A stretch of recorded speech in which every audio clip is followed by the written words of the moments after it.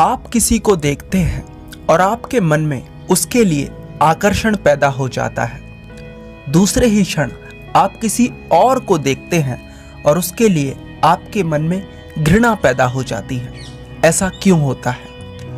एक छोटी सी कहानी गौतम बुद्ध के जीवन से अपनी बात को समझाने के लिए। जब सिद्धार्थ अपने परिवार और अपने राज्य को छोड़कर वन चले जाते हैं, तब सिद्धार्थ के पिता पूरा प्रयास करते हैं कि वो सिद्धार्थ को ढूंढ लें। सिद्धार्थ के पिता राजा शुद्धोधन अपने मंत्री को सिद्धार्थ को ढूंढने के लिए भेज देते हैं। राजा शुद्धोधन का मंत्री अपने कुछ सैनिकों के साथ सिद्धार्थ को ढूंढने के लिए निकल पड़ता है, पर वह सिद्धार्थ को नहीं ढूंढ पाता। समय बीतता है। सिद्धार्थ के पिता राजा शुद्धोधन अपने मंत्री को कई बार सिद्धार्थ को ढूंढने के लिए भेजते हैं, पर एक बार भी सिद्धार्थ का कोई पता नहीं चलता। पर वो कहते हैं ना कि कई बार प्रयास करने से एक बार तो सफलता मिल ही जाती है। एक दिन अचानक ही राजा शुद्धोधन के मंत्री को यह पता चलता है कि सिद्धार्थ को एक राज्य में देखा गया है।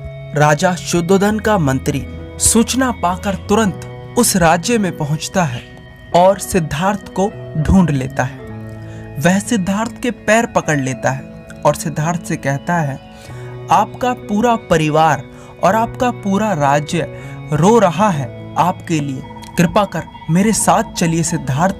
सिद्धार्थ मंत्री से कहते हैं, मुझे क्षमा करो, परंतु मैं तुम्हारे साथ वापस नहीं जा सकता, क्योंकि मैं यहाँ वापस जाने के लिए नहीं आया हूँ। पर मैं तुम्हें एक वचन अवश्य दूंगा। जब मेरे सभी प्रश्नों के उत्तर मुझे मिल जाएंगे, मैं वापस जरूर आऊंगा।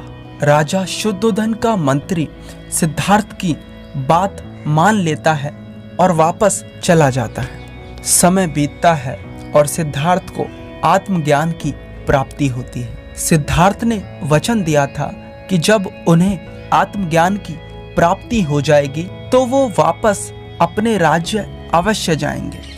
सिद्धार्थ अपने कुछ भिक्षुओं के साथ अपने परिवार से मिलने के लिए चल पड़ते हैं।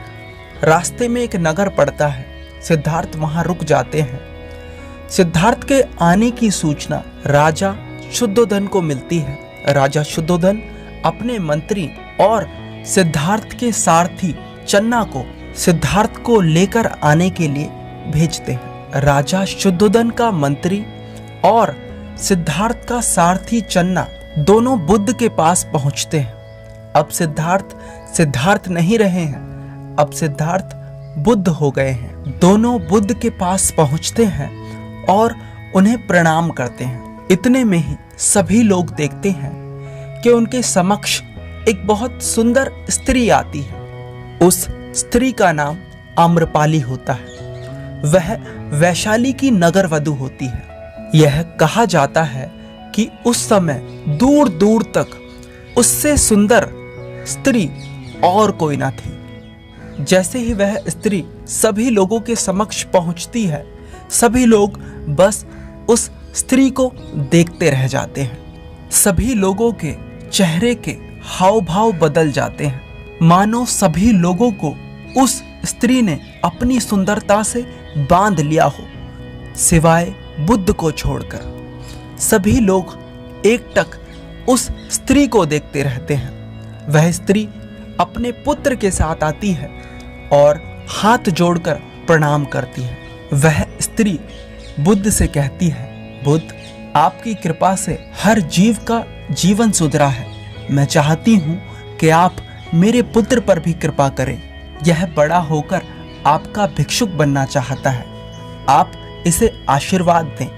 बुद्ध मुस्कुराते हैं और कहते हैं, अवश्य।